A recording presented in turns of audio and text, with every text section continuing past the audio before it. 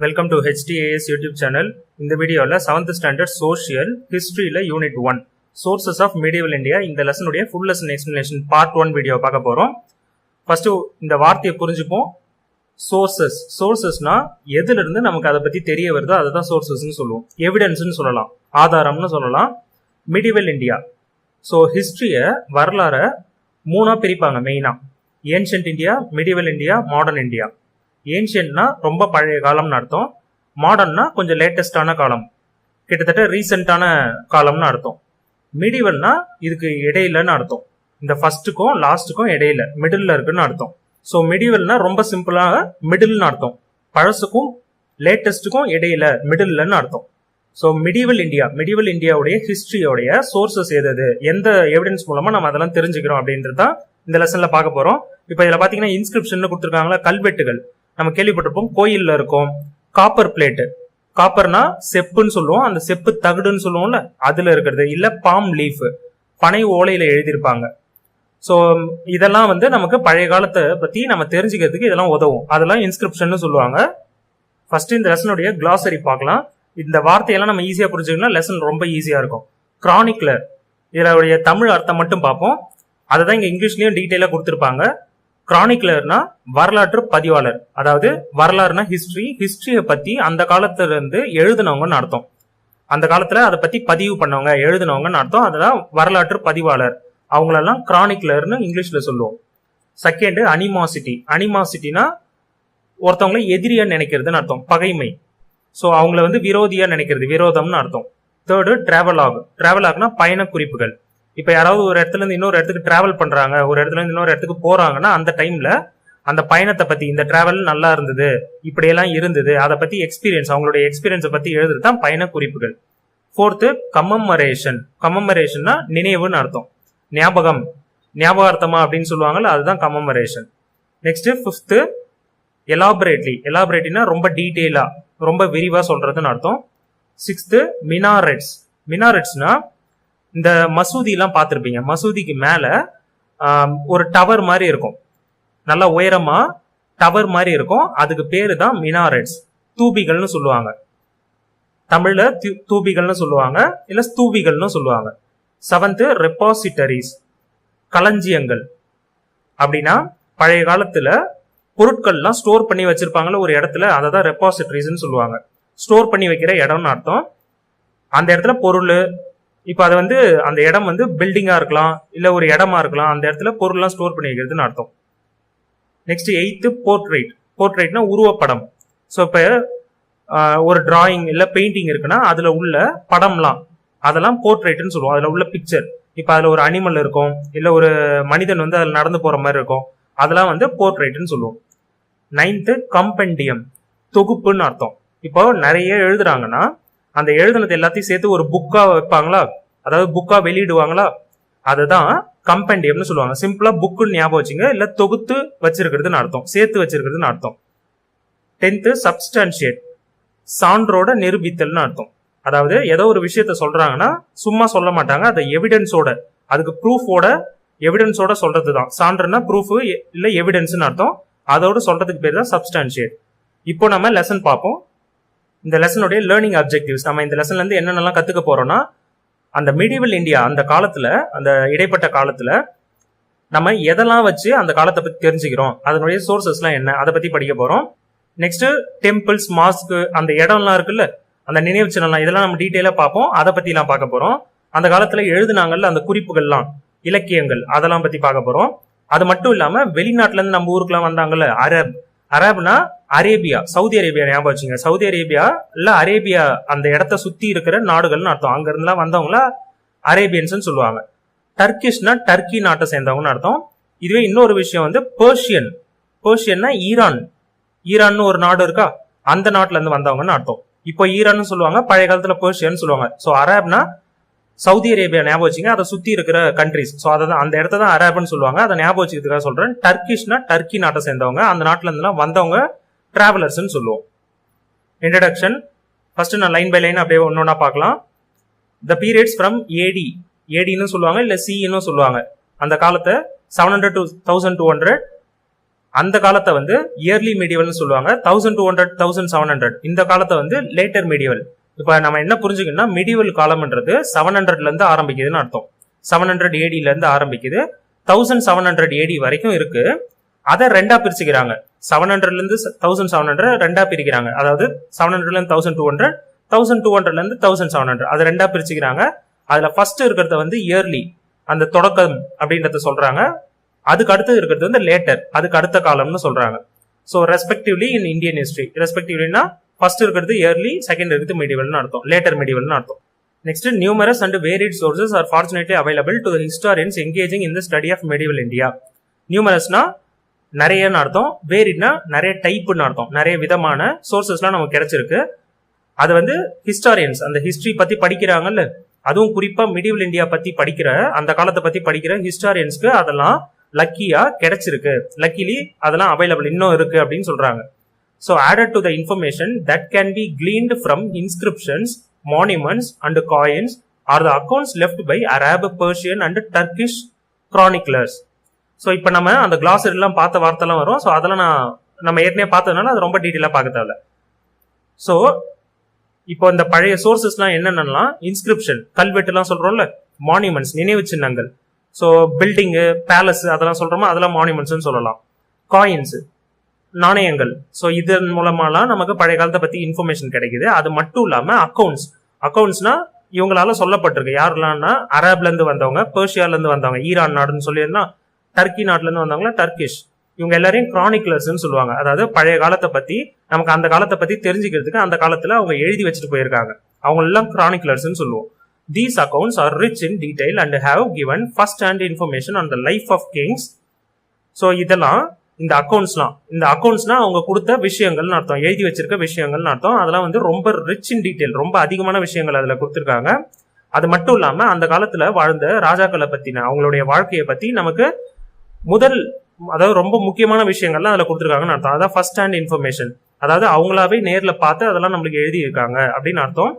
Though they provide very little information on the life of the common people. So அவங்க கிங்ஸை பத்தி தான் நிறைய எழுதியிருப்பாங்க. ஏன்னா வந்து கிங்ஸ்லாம் அவங்களுக்கு காசுலாம் தருவாங்க, அதனால அவங்க கிங்ஸை பத்தி நிறைய எழுதியிருப்பாங்க. ஆனா காமனான பீப்புள், சாதாரண மனிதர்களை பத்தி கம்மியா தான் எழுதியிருப்பாங்க. அதுல ரொம்ப லிட்டில் இன்ஃபர்மேஷன், குறைவான இன்ஃபர்மேஷன் தான் இருக்கும். The opinions of the courtiers and chroniclers are often one-sided, written in a hyperbolic language, exaggerating the king's achievements. நான் இது ஏற்கனவே சொன்னதுதான், ஒருத்தவங்க கிங்கை பத்தி எழுதுறாங்கன்னா அவங்களுக்கு நிறைய காசு கிடைக்கும். அவரு கிங்கை பத்தி நல்லா புகழ்ந்து எழுதுறாருன்னா அவருக்கு இன்னும் நிறைய காசு கிடைக்குமா? அப்ப எழுதுறவங்க எல்லாம் என்ன பண்ணுவாங்கன்னா, கிங் வந்து சில விஷயம் பண்ணலனாலும் அதை வந்து எக்ஸாஜரேட் பண்ணி எக்ஸ்ட்ராவா அதிகமா விஷயத்தெல்லாம் சேர்த்து சொல்லுவாங்க, பண்ணாத விஷயத்தெல்லாம் சொல்லுவாங்க. அதுக்கு பேர் தான் எக்ஸாஜரேட்டிங். ஹைப்பர்போலிக் லாங்குவேஜ்னா அது நடந்திருக்காது, அதை சொல்லி இருக்கிறாங்க அப்படின்னு அர்த்தம். பொய்யா சொல்லி இருக்கிறாங்க, சில விஷயம் நடக்கவே இல்லை, அதை பொய்யா சொல்லியிருக்காங்க, அதுக்கு பேர் தான் ஹைப்பர்போலிக் லாங்குவேஜ். எக்ஸாஜரேட்டிங்னா எக்ஸ்ட்ரா சேர்த்து சொல்றதுன்னு அர்த்தம். ஒன் சைடட்னா அந்த ராஜாவை பத்தி அவருக்கு சப்போர்ட்டாவே தான் எழுதியிருப்பாங்க. ஸோ ஒன் சைடடா, இப்போ அவர் பண்ண தப்பெல்லாம் சொல்லியிருக்க மாட்டாங்க, அவர் பண்ண நல்ல விஷயத்த மட்டும் சொல்லியிருக்காங்கன்னு அர்த்தம். கோர்ட்டியர்ஸ்னா அந்த அரசவையில இருப்பாங்கல்ல, அவங்கள பேர் வந்து கோர்ட்டியர்ஸ்னு சொல்லுவாங்க. கிரானிக்லர்ஸ்னா நம்ம ஏற்கனவே பார்த்ததுதான். Let us now explore the various sources available for the study of history of medieval India. medieval India பத்தி, அந்த ஹிஸ்டரியை பத்தி நம்ம படிக்கிறதுக்கு நமக்கு நிறைய சோர்சஸ் இருக்கு. அதை நம்ம இப்போ ஒன்னொன்னா பார்க்கலாம். நெக்ஸ்ட் இந்த டூ யூ நோல கொடுத்துருக்கிறத நம்ம ஷார்ட்டாவே பார்ப்போம். எம்பரர் அவுரங்கசீப்ன்ற ஒரு ராஜா, அவருடைய கோர்ட்ல வேலை செஞ்சார். அதாவது இந்த எழுதினவர் யாருன்னா காஃபி கான். அவர் வந்து ஃபேமஸா ஒரு விஷயம் சொல்லியிருக்காரு. அப்படி எதை பத்தி சொல்லியிருக்காருன்னா, அந்த காலத்துல எழுதுறாங்கல்ல அந்த கிரானிக்லர்ஸ், அவங்க வந்து உண்மையா தான் எழுதணும். இப்போ ஒரு ராஜா தப்பு பண்றாரோ கரெக்டா பண்றாரோ அது எல்லாத்தையுமே பொதுவா எழுதணும், அவருக்கு ரொம்ப சப்போர்ட் பண்ணி எழுதக்கூடாது, சின்சியரா எழுதணும், நேர்மையா இருக்கணும் அப்படின்றதான் சொல்றாரு. ஸோ அதை தான் வந்து அந்த பாக்ஸ்ல கொடுத்துருக்காங்க. நெக்ஸ்ட் வந்து சோர்சஸ் வந்து ரெண்டு விதம், ஒன்னு வந்து பிரைமரி சோர்ஸ், இன்னொன்று வந்து செகண்டரி சோர்ஸ். பிரைமரினா ரொம்ப முக்கியமானது, அதான் அதுல இருந்து தான் பேசிக்கான இன்ஃபர்மேஷன் எடுப்பாங்க. செகண்டரினா அதுக்கு அடுத்ததுன்னு அர்த்தம்.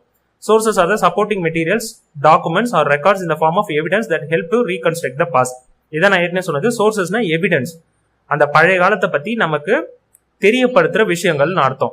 அதை வச்சுதான் நம்ம அந்த காலம் எப்படி இருந்ததுன்றத ரீகன்ஸ்ட்ரக்ட் பண்ணுவோம், மறுபடியும் அதை கொண்டு வருவோம்னு அர்த்தம். அது போல இருந்தது அப்படின்றத நம்ம தெரிஞ்சுப்போம். ஸோ அந்த சோர்சஸ்லாம் வச்சு நம்ம என்ன தெரிஞ்சுக்க முடியும்னா, அந்த காலத்துல அரசியல்லாம் எப்படி இருந்தது, பொருளாதாரம் எப்படி இருந்தது, சமூகம் சோசியல்லாம் சொசைட்டிலாம் எப்படி இருந்தது, அது மட்டும் இல்லாம கலாச்சாரம்லாம் எப்படி இருந்தது, அது எப்படி முன்னேறுச்சு, அதை பத்திலாம் தான் நம்ம அந்த சோர்சஸ்ல இருந்து தெரிஞ்சுக்க முடியும். ஸோ அதெல்லாம் நம்ம எப்படி இன்னும் பார்ப்போம். எக்ஸாம்பிள்லாம் கொடுத்துருக்காங்க, அதெல்லாம் ஈஸியாக புரிஞ்சுக்கலாம். இப்போ பிரைமரி சோர்ஸ்னா என்னென்னு கொடுத்துருக்காங்க, செகண்டரி சோர்ஸ்னா என்னென்ன கொடுத்துருக்காங்க. இன்ஸ்கிரிப்ஷன்னா இதெல்லாம் ஏற்கனவே பார்த்துதான். கல்வெட்டு, மானுமெண்ட்ஸ்னா நினைவு சின்னம், காயின்ஸ்னா நாணயம். ஸோ அந்த காலத்துல காயின்ல வந்து எழுதியிருப்பாங்க, அதுல இமேஜ் போட்டோ மாதிரிலாம் இருக்கும், அதுல வந்து யாரோட படம் மாதிரிலாம் கொடுத்துருப்பாங்க, ராஜா ராணி அவங்களுடைய படம்லாம் கொடுத்துருப்பாங்க. ஸோ அது வந்து இன்ஸ்கிரிப்ஷன்லயும் இருக்கும். மானுமெண்ட்ஸ் அந்த நினைவு சின்னங்கள், பெரிய பெரிய பில்டிங்லாம் அவங்களுக்காகலாம் கட்டியிருப்பாங்கல்ல, ஸோ அதெல்லாம் நம்மளுக்கு அதை பத்திலாம் அந்த காலத்தை பத்தின விஷயம்லாம் நமக்கு தெரிய வரும். அது மட்டும் இல்லாம செகண்டரி சோர்ஸ் என்னன்னு பார்த்தோம்னா லிட்ரரி ஒர்க்ஸ். லிட்ரரினா இலக்கியம். இலக்கியம்னா இப்போ அந்த காலத்துல வந்து எழுதி வச்சிருப்பாங்கல்ல, அதை தான் இலக்கியம்னு சொல்லுவாங்க. ரொம்ப சிம்பிளா எழுதி வச்சிருக்கிறதுன்னு அர்த்தம். புக்கு மாதிரி ஞாபகம் வச்சுங்க. அதே மாதிரி கிரானிக்கல்ஸ்னாலும் எழுதி வச்சிருக்கிறது தான் அர்த்தம். டிராவல் லாக்ஸ்னா நடந்து போகும்போது, இப்போ ஒரு இடத்துல இன்னொரு இடத்துக்கு டிராவல் பண்ணும்போது எழுதுறதுக்கு பேர் டிராவல் லாக்ஸ். இதெல்லாம் நம்ம ஏற்கனவே பார்த்துக்கலாம். பயோகிராஃபிஸ். பயோகிராஃபினா இப்போ ஒரு மனிதன் இருக்கிறாரு, அந்த மனிதனை பத்தி எழுதுறது, அவருடைய லைஃப்பை பத்தி. இப்போ ஒரு ராஜா இருக்காரு, அந்த ராஜாவை பத்தி அவருடைய வாழ்க்கை எப்படிலாம் இருந்ததுன்னு எழுதுறது வந்து பயோகிராஃபி. ஸோ பயோகிராஃபின்றது ஒரு ராஜாவை பத்தி இன்னொருத்தவர் எழுதுறது வந்து பயோகிராஃபி. Auto biography. ஆட்டோனா அந்த ராஜாவை பத்தி அந்த ராஜாவே எழுதுறதுன்னு அர்த்தம். அவருடைய வாழ்க்கையை பத்தி அவரே எழுதுறது தான் ஆட்டோ பயோகிராஃபி. இது வரைக்கும் புரிஞ்சிருக்கும்னு நினைக்கிறேன். பிரைமரி சோர்ஸ், செகண்டரி சோர்ஸ்னா பார்த்தாச்சு. இப்போ ஃபர்ஸ்ட் ஒரு சோர்ஸையும் எடுத்து நம்ம பார்க்க போறோம். இன்ஸ்கிரிப்ஷன், மானுமெண்ட்ஸ், காயின்ஸ், அது மாதிரி ஒரு டாபிக்கா பார்க்க போறோம். ஃபர்ஸ்ட் வந்து இன்ஸ்கிரிப்ஷன் பார்க்கலாம். ஸோ இந்த இமேஜ்ல அந்த போட்டோ மாதிரிலாம் உங்களுக்கு கொடுத்துருக்காங்களா, இதெல்லாம் நல்லா பாத்தீங்கன்னா உங்களுக்கே புரியும். உங்க புக்லேயே பாத்தீங்கன்னா கூட. இப்போ இது வந்து ஒரு ராக் இன்ஸ்கிரிப்ஷன். ஒரு கல் இருக்கு, ஒரு பாறை இருக்கு, அதுல எழுதியிருக்காங்க. அதுக்கு தான் ராக் இன்ஸ்கிரிப்ஷன் பேரு. ஸோ இன்ஸ்கிரிப்ஷன்னா என்ன? Are writings engraved on solid surfaces. என்கிரேவ்டுனா இப்போ அதை வந்து செதுக்கி இருக்காங்கன்னு சொல்லுவோமா, அதுக்கு பேர் தான் என்கிரேவ்டு. இப்போ ஒரு கல்லோ, ராக்னா பாறை, ஸ்டோன்னா கல்லு, டெம்பிள் வால்ஸ்னா டெம்பிள்ல இருக்க சுவர், மெட்டல்ஸ்னா இரும்பு, அது போன்ற பொருள். ஸோ இது மாதிரியான சாலிட் சர்ஃபேஸ்ல ஏதாவது நம்ம கல்வெட்டு மாதிரி, அதாவது கல்லுல செதுக்குற மாதிரி இல்ல பாறையில செதுக்குற மாதிரி, அந்த சுவர்ல செதுக்குற மாதிரி செஞ்சிருந்தோம்னா அதுக்கு பேர் தான் இன்ஸ்கிரிப்ஷன். அவ்வளவுதான், முடிஞ்சு போச்சு. சிம்பிளா நீங்க ஞாபகம் வச்சீங்கன்னா கல்வெட்டுன்னு கூட ஞாபகம் வச்சுக்கலாம். இப்போ அதுல என்னென்னலாம் இருக்கும்னா, இந்த கிங்ஸ் ராயல் டிக்ரீஸ். அந்த காலத்து ராஜா எல்லாம் வந்து ஆர்டர் போட்டிருப்பாங்களா, அந்த ஆர்டருக்கு பேர் தான் டிக்ரி. மக்கள்லாம் இப்படிதான் இருக்கணும் அப்படின்னு ராஜா எல்லாம் ஆர்டர் போடுவாங்களா, அதுக்கு பேர் தான், அந்த ஆர்டருக்கு பேர் தான் டிக்ரின்னு அர்த்தம். அதெல்லாம் வந்து நம்ம இந்த கல்வெட்டுல பார்க்கலாம், இந்த இன்ஸ்கிரிப்ஷன்ல பார்க்கலாம். Dedications and donations. அந்த ராஜாக்கள் வந்து யார் யாருக்கெல்லாம் எவ்வளவு காசு எல்லாம் கொடுத்தாங்க, எவ்வளவு நன்கொடை கொடுத்தாங்க, கோயிலுக்கெல்லாம் எழுதி வைப்பாங்கல்ல, நிலம்லாம் எழுதி வைப்பாங்களா, ஸோ அது மாதிரி கொடுக்கறது donations. Monuments raised in commemoration of victories in wars. இப்ப ஒரு ராஜா வந்து ஒரு போர்ல போயிட்டு ஜெயிக்கிறாரு, அந்த ஜெயிச்சதுக்கு ஞாபகார்த்தமா ஒரு மானுமெண்ட், அதை பத்தி இந்த இன்ஸ்கிரிப்ஷன்ல எழுதி வச்சிருப்பாங்க. இதெல்லாம் உங்களுக்கு கதையெல்லாம் தெரியும். ஸோ இந்த வார்த்தையெல்லாம் புரிஞ்சு படிச்சிங்கனாலே அதை எல்லாத்தையுமே ஈஸியாக ஞாபகம் வச்சுக்கலாம். படத்துலலாம் கூட பார்த்துருப்பீங்க. Those built in memory of deceased warriors. டிசீஸ்னா இறந்து போன, வாரியர்ஸ்னா சண்டை போட்டு ரொம்ப வீரமா சண்டை போட்டு இறந்து போறாங்கல்ல, அந்த போர் வீரர்களை பத்தியும் அவங்களுடைய ஞாபகார்த்தமா, மெமரி, கமெமரேஷனாலும் மெமரினாலும் அவங்களுடைய ஞாபகார்த்தமா எழுதுறதுன்னு அர்த்தம். Contain rich information about the concerned era. So இதெல்லாம் வந்து அந்த காலத்துடைய, அந்த குறிப்பிட்ட காலத்துடைய இன்ஃபர்மேஷன்லாம் நம்மளுக்கு தெரிய வருது இந்த இன்ஸ்கிரிப்ஷன் மூலமா. இது ஆன்லைன் புக்குன்றதுனால சில பேராகிராஃப், சில பேராவோட ஆர்டர் மட்டும் மாறி இருக்கும், ஆனா எல்லாமே இருக்கும். So next, various types of lands gifted by the Chola kings are known from the inscriptions and copper plates. So லேண்ட்லாம் கிஃப்டா கொடுத்துருப்பாங்க. அந்த காலத்துல ராஜாலாம் கிஃப்டா கொடுத்துருப்பாங்க மற்றவங்களுக்கு, கோயிலுக்கு கொடுத்துருப்பாங்க, கிஃப்டா மற்றவங்களுக்கு கொடுத்துருப்பாங்க. அதுக்கெல்லாம் வந்து வேற வேற நேம் இருக்கு, யார் யார் கொடுக்குறாங்கன்றத பொறுத்து வேற வேற நேம் இருக்கு. அதுதான் இங்க நம்ம பார்க்க போறோம். எந்த ராஜாக்கள் கொடுத்ததுன்னா சோழர்கள், சோழ ராஜாக்கள் வந்து கொடுத்தது வந்து நம்ம இங்க பார்க்க போறோம். அதெல்லாம் நம்ம எதுல இருந்து தெரிஞ்சுக்கிறோம்னா, இது மாதிரியான இன்ஸ்கிரிப்ஷன்ல இருந்தும், காப்பர் பிளேட், செப்பு தகடுல இருந்து தெரிஞ்சுக்கிறோம். வெள்ளன் வாகை, இது வந்து நான் பிராமின் ஓனர்ஸ், லேண்ட் ஓனர்ஸ் உடைய லேண்ட், அவங்களுக்கு கொடுக்கப்பட்ட லேண்டு வெள்ளன் வாகை. பிராமின் அல்லாத மத்தவங்கன்னு அர்த்தம். நெக்ஸ்ட் பிரம்மதேயா, இது வந்து பிராமின்ஸ்கான, அவங்களுக்காக கொடுத்த லேண்டுன்னு அர்த்தம். நெக்ஸ்ட் ஷாலபோகா, ஷாலனாலே ஸ்கூலுன்னு அர்த்தம். ஷாலா அது வந்து ஸ்கூல்னு அர்த்தம், ஸ்கூலுக்காக கொடுக்கப்பட்டது, ஸ்கூல் சம்பந்தமா அதை மெயின்டைன் பண்றதுக்காக கொடுக்கப்பட்ட லேண்டுன்னு அர்த்தம். நெக்ஸ்ட் தேவதானா, தேவன்னா காடுன்னு அர்த்தம். ஸோ தானம்னா கொடுக்கறது, கிஃப்டா கொடுக்கறதுன்னு அர்த்தம். டெம்பிளுக்காக கொடுத்தது. ஸோ நேமை வச்சு ஈஸியா புரிஞ்சே படிக்கலாம். நெக்ஸ்ட் பள்ளிச்சந்தம், இது வந்து ஜெயினர்களுக்காக. ஸோ ஜெயின்ன்ற ஒரு மதம், ஸோ ஜெயின துறவி அப்படிலாம் கேள்விப்பட்டிருப்பீங்க. அவங்களுக்கு தேவையான இடங்கள்லாம் கட்டுறதுக்காக கொடுக்கப்பட்ட லேண்ட் வந்து பள்ளிச்சந்தம். Copper plate grants which were treated as legal documents have significant source value. அந்த காலத்துலலாம் இந்த செப்பு தகடுனால ஆன அந்த கிராண்ட்ஸ்னா கொடுக்கப்பட்ட டொனேஷன்ஸ், நன்கொடைன்னு அர்த்தம். அது போல கொடுத்ததுலாம் லீகல் டாக்குமெண்ட்ஸ், அது வந்து சட்டப்படி செல்லும். அந்த மாதிரியான டாக்குமெண்ட்ஸ் அது ரொம்ப முக்கியமான சோர்சஸ், நமக்கு வந்து அதுல இருந்து கிடைக்கிற விஷயம்லாம் ரொம்ப முக்கியமானதுன்னு அர்த்தம். சிக்னிஃபிகன்ட்னா ரொம்ப முக்கியமான விஷயம்னு அர்த்தம். Next the Islamic Persian practices and the relatively high cost of copper plates made palm leaf and paper cheaper alternatives from 13th century onwards. So copper, அந்த செப்புல அந்த எழுதுறாங்கல்ல, அது வந்து ரொம்ப காஸ்ட்லியா இருக்கும். அந்த செப்பு தகடும் காஸ்ட்லி, அதை யூஸ் பண்றதும் காஸ்ட்லின்றதுனால அதுக்கு அடுத்த காலத்துலலாம், அதாவது 13th century அந்த காலத்துல இருந்தெல்லாம் அது குறிப்பா அது காசு அதிகமா இருக்கு, அது ஒரு காரணம். அது மட்டும் இல்லாம இஸ்லாமிக்னா இஸ்லாம் மதம்னு கேள்விப்பட்டிருப்பீங்களா, அது மட்டும் இல்லாம பெர்ஷியானா ஈரான் நாட்டை சேர்ந்தவங்க, அவங்க வந்து இஸ்லாம் மதத்தை சேர்ந்தவங்க, அதனாலதான் இஸ்லாமிக் பெர்ஷியன் சொல்லியிருக்காங்க. இஸ்லாம் மதத்தை சார்ந்த பெர்ஷியன், ஈரானை சேர்ந்தவங்க, அவங்களுடைய பிராக்டிஸ் என்னன்னா அவங்க காப்பர் அந்த செப்பு தகடுலாம் எழுத மாட்டாங்க. அவங்க வந்து பாம் லீஃப் யூஸ் பண்றாங்க. அவங்க வந்து செப்பு தகடு காஸ்டும் அதிகமா இருக்கு, அவங்க அதை யூஸும் பண்ண மாட்டாங்க. இதனால பாம் லீஃப், பனை ஓலையை வச்சு எழுத ஆரம்பிக்கிறாங்க, பேப்பரை வச்சு எழுத ஆரம்பிக்கிறாங்க. இதெல்லாம் வந்து ரொம்ப சீப் பண்றதுனால இதை வந்து யூஸ் பண்ணிக்கிறாங்க. சீப்பர் ஆல்டர்னேட்டிவ்னா இதுக்கு பதில காப்பர் பிளேட்டுக்கு பதில இதெல்லாம் யூஸ் பண்ணிக்கிறாங்கன்னு அர்த்தம். Next, several copper plate grants issued during the later Chola period 10th to 13th century record gifts to individual priests or teachers who are Hindu, Buddhist or Jaina or to persons of eminence. நம்ம ஏற்கனவே சொன்ன மாதிரி தான் அந்த grants, அந்த நன்கொடை எல்லாம் கொடுக்குறாங்கல்ல, அது மாதிரி செப்பு தகடுல எழுதி கொடுக்கறதெல்லாம் வந்து சோழ காலத்துல லேட்டர் சோழா. ஸோ சோழர்களை வந்து தொடக்கத்துல ஒரு சோழர்கள் இருந்தாங்க, கொஞ்ச நாள் வந்து கேப் விழுந்துரும், அதுக்கு அடுத்தது லேட்டர் சோழான்னு சொல்லுவாங்க. ஸோ அந்த லேட்டர் சோழாவுடைய காலம் வந்து 10th centuryலேருந்து 13th century. அவங்க கொடுத்த அந்த செப்பு தகடெல்லாம் பார்த்தீங்கன்னா இண்டிவிஜுவல், தனித்தனியா இருக்கிற, அதாவது தனி மனிதர்களுக்கு கொடுத்தாங்க.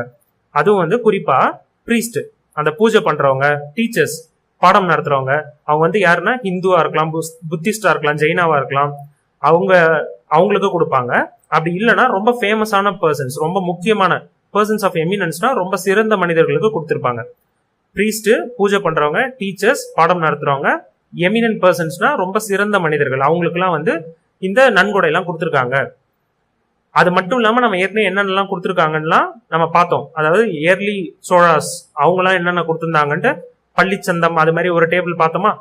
அதுக்கு அடுத்தது இது வந்து லேட்டர் சோழா பத்தி கொடுத்துருக்காங்க. அவங்கலாம் யார் யாரை கொடுத்தாங்கன்னு கொடுத்துருக்காங்க. Next, both the giver and the receiver are very elaborately describe. So யாரு கொடுக்குறாங்க, யார் அதை வாங்குறாங்களோ அவங்கள பத்திலாம் ரொம்ப டீட்டெயிலா அதுல சொல்லியிருக்காங்கன்னு அர்த்தம். By contrast, most stone inscriptions differ in their content. ஆனா இதுல வித்தியாசம் என்னன்னா, இப்ப நம்ம இது வரைக்கும் பார்த்தது வந்து செப்பு தகடு, ஆனா நெக்ஸ்ட் நம்ம பார்க்க போறது வந்து ஸ்டோன் இன்ஸ்கிரிப்ஷன். ஸ்டோன்னா கல்லுல எழுதப்பட்டது, கல்லுல செதுக்கப்பட்டதுன்னு அர்த்தம். அதனுடைய கண்டென்ட்லாம் வித்தியாசமா இருக்கு. In stone inscriptions the benefactions of a donor is recorded. அது மாதிரி கல்லுல எழுதப்பட்ட இன்ஸ்கிரிப்ஷன்ல யாரு அந்த பொருளை கொடுக்குறாங்களோ, டோனர் யார் கொடுக்குறாங்களோ அவங்களுடைய அந்த நல்ல குணத்தை பத்தி தான் அதுல அதிகமா எழுதியிருப்பாங்க. நம்ம ஏற்கனவே என்ன பார்த்தோம், அந்த செப்பு தகடுல யாரு கொடுக்குறாங்க, யாரு வாங்குறாங்களோ அவங்கள பத்தி எல்லாம் எழுதியிருப்பாங்க. இதுவே அந்த கல்வெட்டுல எல்லாம் பார்த்தோம்னா யாரு கொடுக்குறாங்களோ அவங்களுடைய அந்த நன்கொடை விவரத்தை தான் ரொம்ப அதிகமா கொடுத்திருப்பாங்க, அவங்களுடைய குணத்தை பத்தி தான் கொடுத்திருப்பாங்க. The major focus is upon the giver, அதான் கொடுத்திருக்காங்க. யாரு கொடுக்குறாங்களோ அவங்கள பத்தி தான் ரொம்ப ஃபோக்கஸ் பண்ணுவாங்களாம். Thiruvalangadu plates of Rajendra Chola 1 and the unbuilt plates of Sundara Chola are notable examples. So இதெல்லாம் எக்ஸாம்பிள்ஸ். இந்த பிளேட்டை பத்தி எல்லாம் கொடுத்திருக்காங்க. Next, Uthiramerur inscriptions in Kanchipuram district provide details of the way in which the village administration was conducted. So இந்த பேராகிராஃப்ல நம்ம என்னென்னலாம் பார்த்திருக்கோம்னா, காப்பர் பிளேட் பத்தி பார்த்தோம் லேட்டர் சோழா பீரியட்ல, அது மட்டும் இல்லாம ஸ்டோன் இன்ஸ்கிரிப்ஷன் பத்தியும் பார்த்திருக்கோம். அதுக்கடுத்து காப்பர் பிளேட் வந்து எக்ஸாம்பிள்லாம் கொடுத்துருக்காங்க, அந்தந்த ராஜா காலத்துல என்னென்ன பிளேட் இருந்தது. இது வந்து திருவலங்காடுன்றது அந்த பிளேட்டுடைய நேம். ஸோ அன்பில் பிளேட்ன்றது இன்னொரு பிளேட்டுடைய நேம். இது மட்டும் இல்லாம உத்திரமேரூர் என்ற இடம், காஞ்சிபுரம் டிஸ்ட்ரிக்ட்ல, காஞ்சிபுரம் மாவட்டத்துல இருக்கிற உத்திரமேரூர் என்ற இடத்துல இன்ஸ்கிரிப்ஷன் இருக்கு. அது மாதிரி இருக்கிற ஒரு கல்வெட்டு பார்த்தோம்னா அதுல என்னென்ன விஷயம் கொடுத்துருக்காங்கன்னா, அந்த வில்லேஜை வந்து எப்படி நிர்வாகம் பண்ணாங்க, அந்த வில்லேஜை எப்படி அரசு ஆண்டாங்க அப்படின்றத பத்தியும் கொடுத்துருக்காங்களாம். நெக்ஸ்ட் மானுமெண்ட்ஸ், நினைவு சின்னங்கள், இதெல்லாம் பார்ப்போம். டெம்பிள்ஸ், கோயில். பேலசஸ், பெரிய பெரிய அரண்மனை எல்லாம் இருக்கும்ல, அதுதான் பேலசஸ். மாஸ்க், மசூதிகள். டோம்ஸ், டோம்ஸ்னா இப்போ இறந்துட்டாங்கன்னா அவங்களாம் புதைச்சி வச்சிருப்பாங்களா, சமாதின்னு சொல்லுவோமா, கல்லறை, அதுதான் வந்து டோம்ஸ்ன்னு சொல்லுவோம். ஃபோர்ட்ஸ், ஃபோர்ட்ஸ்னா கோட்டை. பேலஸ்னா அரண்மனை, ஃபோர்ட்ஸ்னா கோட்டைகள். நெக்ஸ்ட் மினார்ஸ் அண்ட் மினாரட்ஸ், இது நம்ம ஒரு போட்டோல பார்ப்போம். நெக்ஸ்ட் பேஜ்ல உங்களுக்கு இந்த சார் மினார்னு கொடுத்துருக்காங்க பாருங்க. இது வந்து ஹைதராபாத்ல இருக்கு. ஸோ இதை வச்சுதான் நம்ம இப்போ அந்த மினார்ன்றதை என்னன்னு புரிஞ்சுக்க போறோம். சார்னா ஹிந்தியில வந்து ஃபோர்னு அர்த்தம். சார்னா ஃபோர்னு அர்த்தம். மினார்னா இங்க பாருங்க, இந்த பில்டிங்ல இந்த டவர் மாதிரி இருக்குல்ல, இது நம்ம ஏற்கனவும் கிளாசர்லயும் பார்த்ததுதான். இந்த டவர் மாதிரி இருக்கா, இது வந்து 4 இருக்கு பாருங்க, அதனால சார் மினார், 4 மினார்னு அர்த்தம். அப்ப மினார்னா இதுதான். மினார்னாலும் மினாரட்னாலும் இது மாதிரி உயரமா ஏதோ ஒரு பில்டிங் மேல இருக்குன்னா அந்த டவருக்கு பேரு தான் மினார் ஆர் மினாரட்னு சொல்லுவோம். ஸோ இது வரைக்கும் நம்ம பார்த்த இந்த எல்லா நேமையுமே சேர்த்து தான் நமக்கு மானுமெண்ட், நினைவு சின்னம்னு சொல்லுவோம். Are called by the collective name monuments. இது எல்லாத்தையும் சேர்த்து கலெக்டிவா சேர்த்து தான் சொல்றது தான் monument. Next, the sultans of Delhi introduced new type of architecture.